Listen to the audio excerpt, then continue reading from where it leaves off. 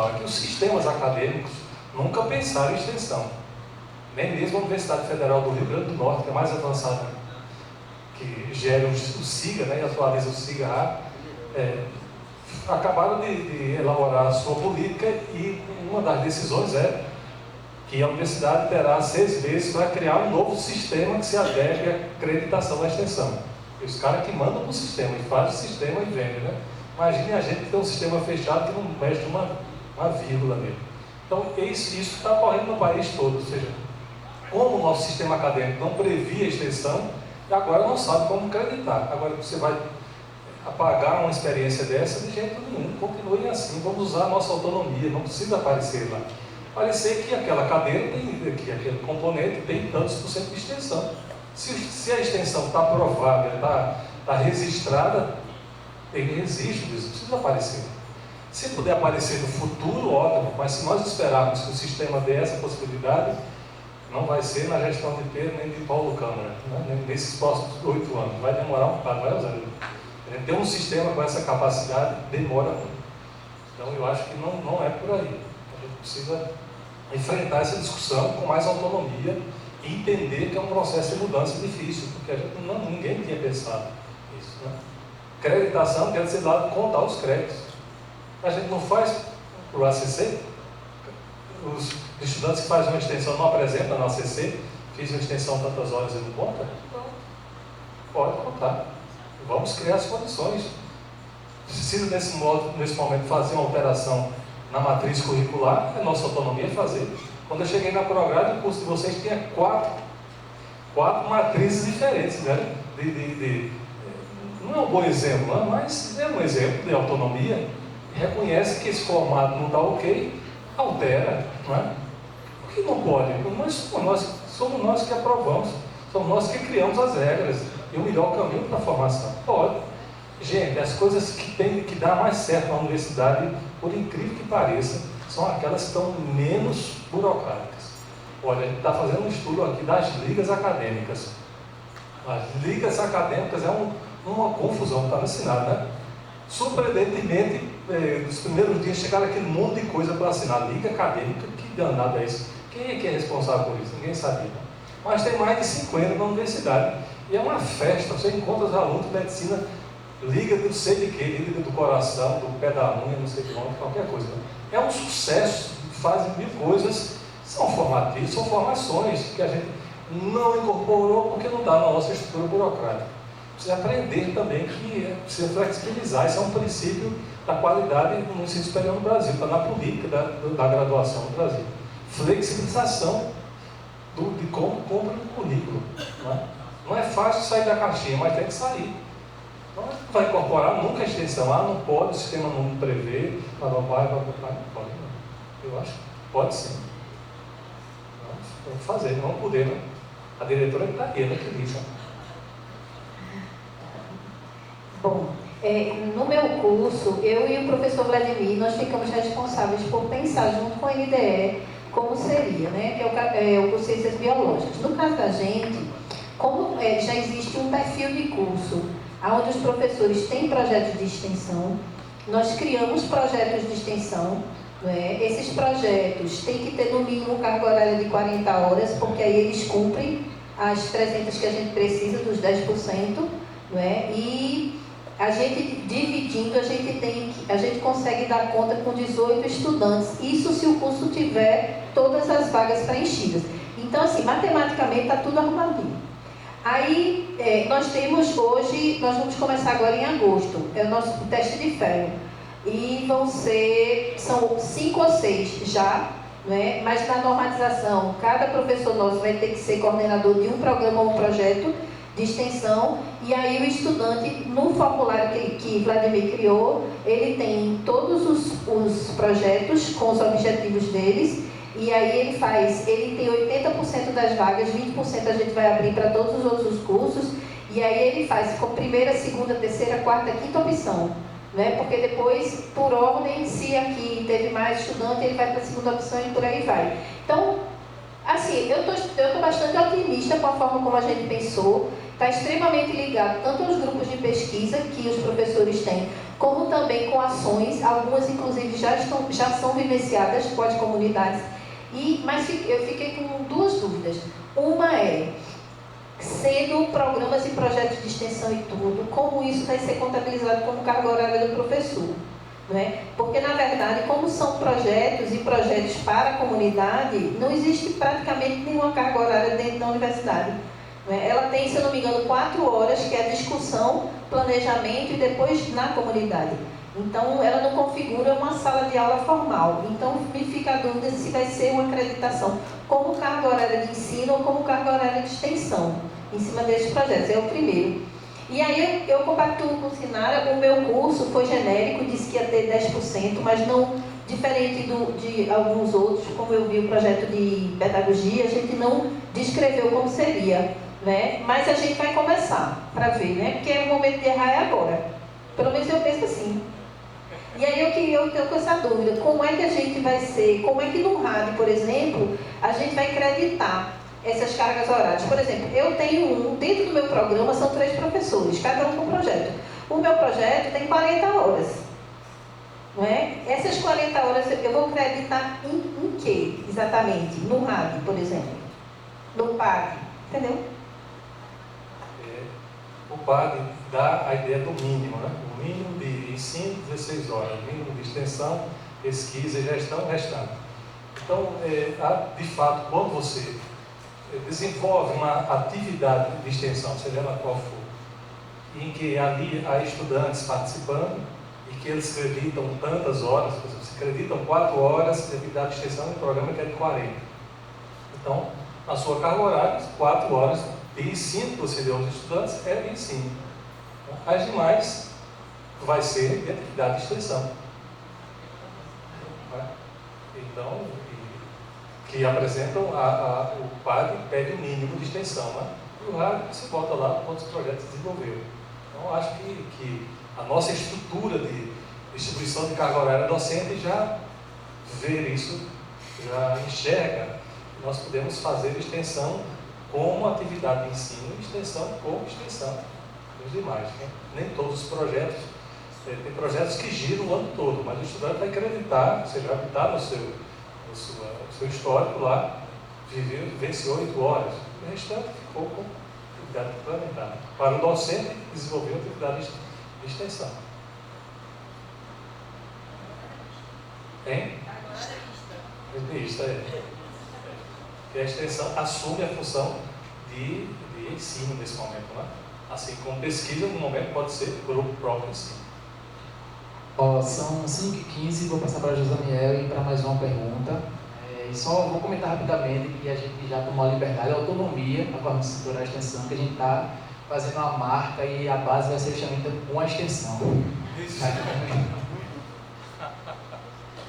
Boa tarde, Luiz. A minha fala vai em direção ao curso audiovisual que você falou que vai acontecer. Aqui na unidade a gente tem alguns professores que vêm trabalhando já com audiovisual, né? Eu, nos últimos 5 anos, eu tenho trabalhado muito na relação cinema e educação, né? Fiz meu doutorado em cima dessa relação. Aqui a gente tem a professora Denise, que filma as aulas dela de campo, né? E tem o professor Bruno também, que trabalha com cinema e história. Tem o professor Tassiano também, que já fez alguns curtas e foram premiados. Aí eu fico me perguntando assim, que quando a gente vai fazer, a proposta de fazer um curso de audiovisual para que a gente também se habilite, né, para o uso do audiovisual, e também os nossos alunos também possam também fazer isso e usar, a gente vai para o edital não contempla que a gente possa comprar uma câmera. Né? Então eu fico preocupado, assim, por exemplo, o ano passado eu concorri ao edital do PFA e era justamente sobre relações de cinema, eu precisaria ir a campo, fazer uma pesquisa e filmar. Então não poderia ser financiado câmera fotográfica ou mesmo uma filmadora. Aí eu fico preocupado assim, como é que vai fazer um curso sobre audiovisual e o professor não pode comprar. Né? Ou seja, os alunos vão exercitar o audiovisual com o quê? né? Porque na unidade a gente não tem dinheiro para fazer a compra desses equipamentos.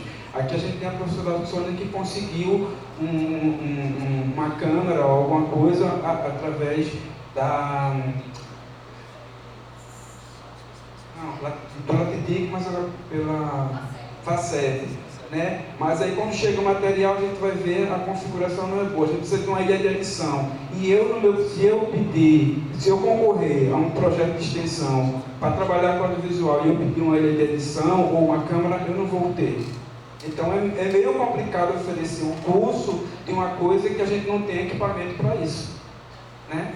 Então eu acho que tem que, e lógico que eu entendo que é o governo que proíbe que não pode comprar equipamento.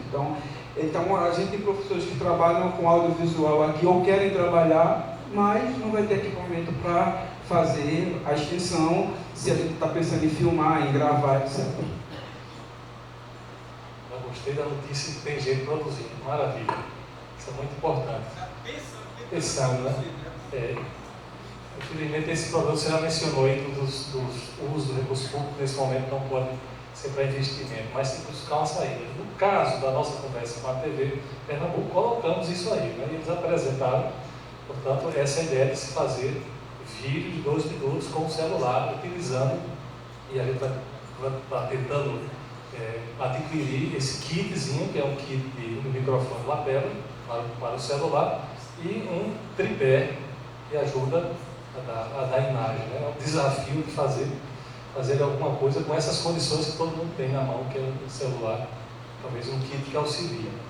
Mas vamos em frente, vamos trocar ideias de como é que vocês fazem isso, como veicula, né? Uma coisa... A gente faz o seguinte, a professora Denise, ela faz, sim, mas ela contrata um fotógrafo para poder fazer a edição e ela paga o dinheiro dela. É desse jeito que se faz. Vou descer, eu acho.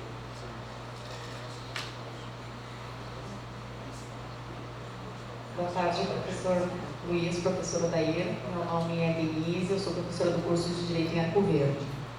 A minha preocupação inicial, mas acho que já foi colocada aqui por vários colegas, é a respeito de como acreditar, né? Então, a minha preocupação era como é que nós vamos colocar isso para dentro do PPC, como que nós vamos operacionalizar, agora pensando em termos jurídicos para a sua validade.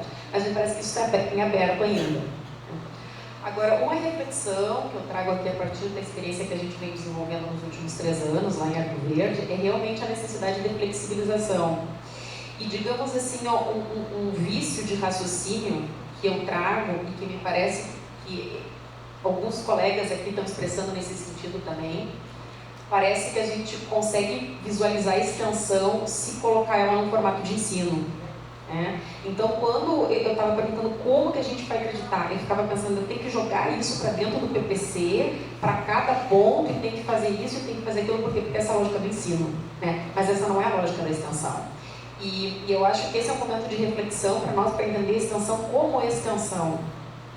E uma coisa que eu observo, não aqui da reunião só, mas conversando com alguns colegas, é que parece que algumas pessoas estão vendo a extensão como uma aula prática. Ela não é uma aula prática, extensão é extensão. A aula prática é parte do ensino.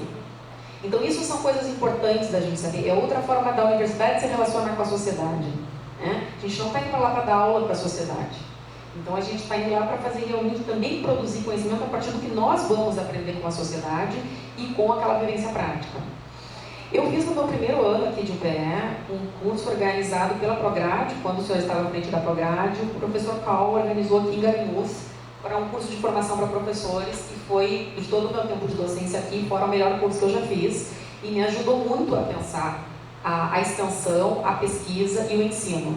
E uma das questões que nós trabalhamos de uma aula foi aquele ensino expositivo, que a gente tem sobretudo no direito, e que o aluno tem que pensar de forma abstrata e saber as respostas antes das perguntas. Então, nós temos que pensar num ensino que primeiro você tem a pergunta, um ensino em geral, educação, né? Uma educação que você primeiro tem a pergunta para depois ter a resposta. E nisso eu direcionei a extensão. Porque eu acho que a extensão, nesse momento, naquele momento que a gente vai para o atendimento de uma demanda social, que é uma realidade, eu percebo um problema teórico e que eu levo para a pesquisa. Então, comigo, a experiência, ela geralmente se dá no inverso. Ela não vai da pesquisa para a extensão, ela vai da extensão para a pesquisa.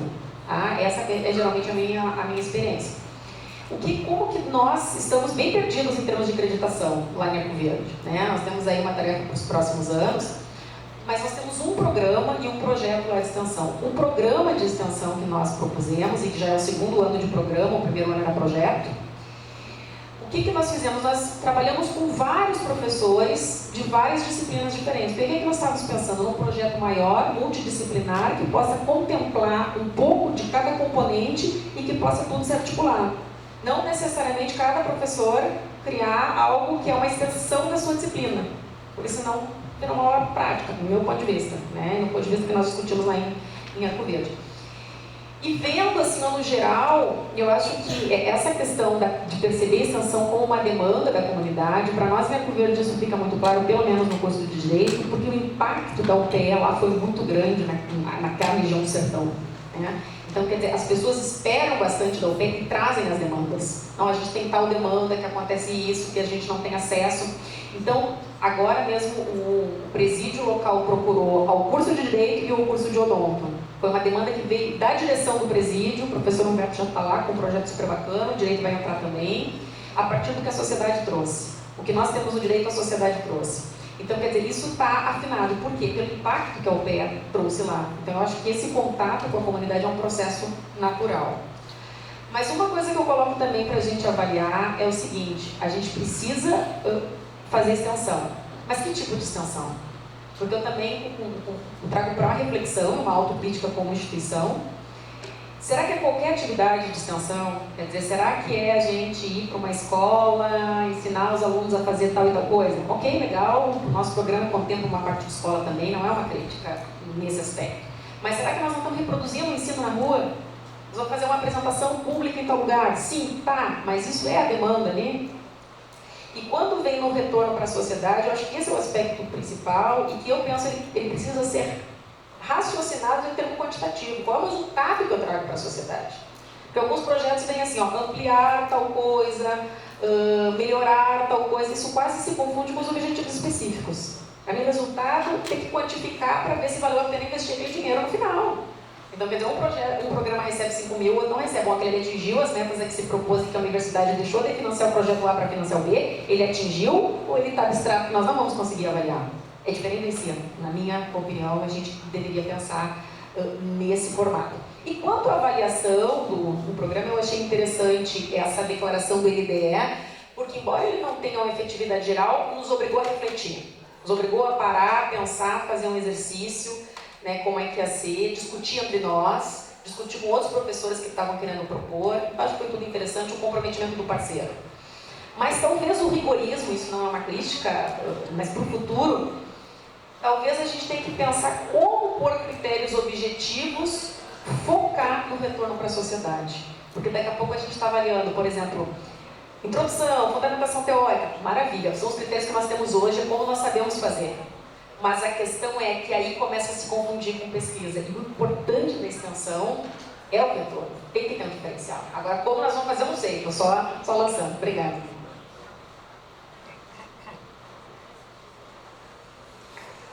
Acho que foi boas sugestões, então, vamos incluir aí. Fico contente que vocês estão com essa compreensão na extensão e avançando. Isso ensina muito a universidade. Nós temos boas experiências de extensão, mas também em muitos lugares precisamos avançar. Às vezes há uma visão muito paternalista que a sociedade precisa disso e a gente não tem uma visão crítica ou não se abre ao diálogo com a sociedade para entender essas perspectivas. Mas, obrigado. Professora, eu vou voltar ao que Sinara disse agora há pouco. Sinara, eu acho que a gente não tem como transformar a extensão em pesquisa, porque extensão é extensão. Eu acho que a gente tem que adotar da pesquisa ou se espelhar são nos critérios da extensão. Por exemplo, esse ano no edital, o projeto recebeu nota 10, o programa. Talvez o ano que vem vai colocar o mesmo projeto, cópia. Como será que ele atingiu os seus critérios? Como será que foi o impacto dele na sociedade?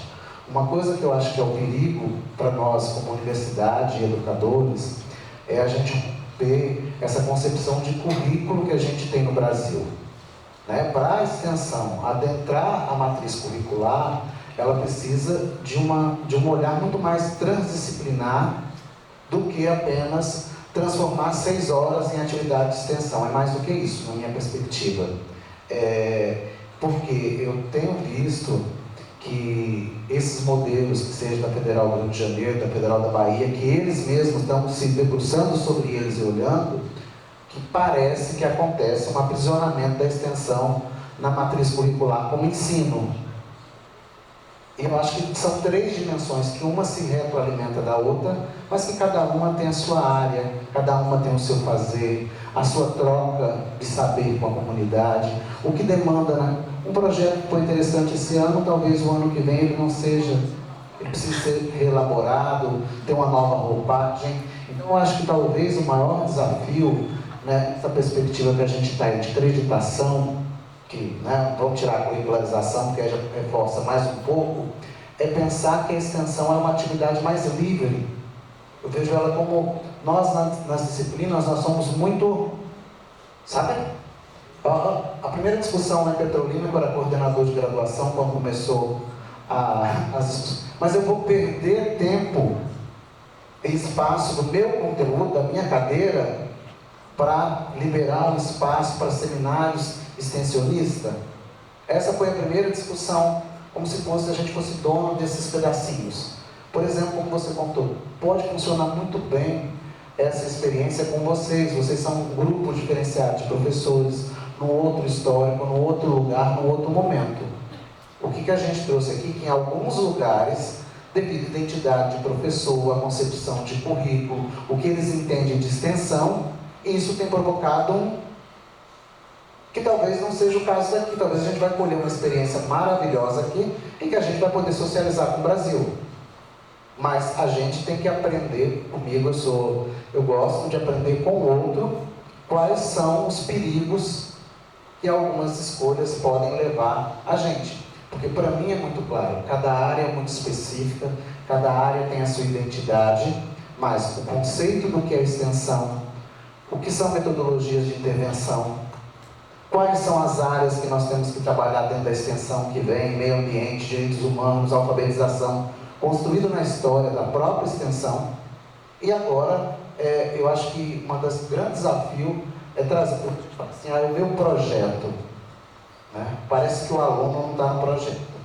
Você é proponente do projeto, mas o protagonista que dá vida é o aluno, né? Por exemplo, quando a gente estava em Petrolina com a carga horária do estágio, 120 horas.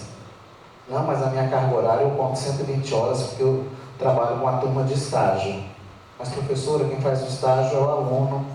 Não, mas está no meu nome 120 horas, eu não vou pegar outra disciplina. Então tem algumas ciladas que essa concepção de currículo duro, não flexível, transdisciplinar, interdisciplinar, vai nos levar por caminhos tortuosos na acreditação da extensão. Porque para mim, extensão não pode perder essa essência de liberdade, de diálogo, de interação dialógica com a sociedade, com o sujeito, sabe? A gente precisa prevalecer as dimensões da extensão. E o ensino tem a sua importância e tem as suas dimensões, que também, né, já estão lá no SIGA, tem o sistema de avaliação, uma prova, 2 provas, 3 provas, a gente já tem isso estabelecido. No seminário, né, a gente já tem, mas agora eu acho que a gente não pode correr o perigo, que eu acho que eu fiquei mais atento na hora que a pró-reitora falou, olha, o aprisionamento da extensão dentro do currículo, como que fosse só cumprir 6 horas e falar o nome de extensão. Não, é muito mais do que isso, né? É trazer a identidade da extensão para dentro da matriz curricular e isso ser acreditado no fim da integração do curso numa perspectiva de 10%. Obrigado, viu? Bom, vamos agradecer então aqui a professora Luiz e ao Odair por esse momento, né, que eu acho que é extremamente importante. Pedir para minha equipe ali atrás, Criciege e Miriam, fazer algumas anotações. Então, a minha ideia aqui é disponibilizar essa filmagem aqui no YouTube e aí depois compartilho o link com vocês, com todos os professores, as anotações que foram realizadas, né? E vou pedir também a professora Luiz para que disponibilize os slides também, porque a gente manda para todos, né? Então, assim, agradeço novamente a participação de vocês. Queria também só comentar 3 coisas, 3 ações, na verdade, que a Coordenação Setorial de Extensão está fazendo, encabeçando e pensando mais para frente, né? Que, assim, um relato, basicamente, é o sucesso que foi o nosso último evento, que foi os Jogos Bootcamp, que a gente realizou aqui. Então, tivemos 227 alunos de Caruaru, Arco Verde, Serra Talhada, Salgueiro também veio participar, que de certa forma foi um sucesso aqui. Tivemos 3 dias de esporte, lazer e tudo mais. E faço um apelo e estou batendo na tecla para que a PROEC, a Prograde dê um comunicado, faça chegar nos coordenadores para que os PPCs aceitem atividades esportivas e de cultura nos currículos, né, nos PPCs que muitos não aceitam ainda. Então, assim, acho que é bom, que vale essa reflexão, que é também extensão. A gente está pensando para o segundo semestre um projeto EcoSaúde, né? Então tem alguns professores aqui que eu já convidei para a gente realizar, que basicamente a gente criar no dia 27 de outubro, né, já tem uma data, um ecossistema de saúde aqui em Garanhuns, né? Então a gente ainda está na fase de formalização e planejamento desse projeto. E temos também a Semana Universitária, que vai ser em novembro, que a gente conversando em si na direção, a gente decidiu mudar o nome, a gente teve a autonomia de mudar um pouco o nome para a Jornada Científica de Garanhuns. Por enquanto, esse é o nome, e basicamente a justificativa da mudança é pela estratégia de obter mais pessoas participando do evento, né? Porque, assim, pelas experiências passadas, o nome Semana Universitária da UPE de Garanhuns, para quem é de fora, de outras instituições aqui, fica parecendo que é somente para alunos da UPE, professores da UPE.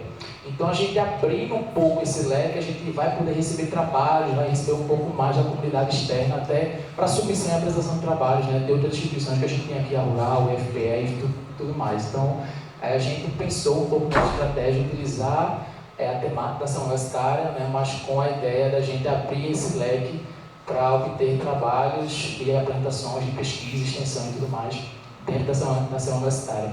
E para finalizar, dentro da ação universitária, a gente pensou também na 3ª edição do ENCUP, né, que é o Encontro Cultural da UPE, que também a gente pensou para esse primeiro semestre, mas aí não rolou por diversos problemas de apoio e patrocínio, né, que a gente precisa de dinheiro para fazer isso. Então, a gente colocou também para o próximo semestre, vai ocorrer dentro da ação universitária.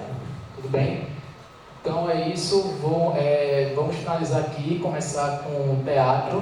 Vou chamar o professor Julierme, pedir para ele fazer um movimento lá fora, chamei para chamar os alunos que estão lá fora, que estão interessados em assistir.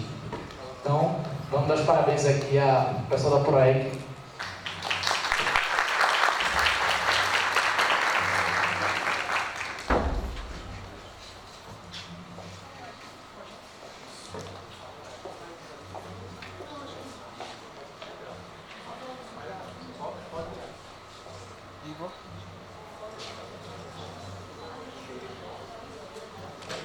Igor?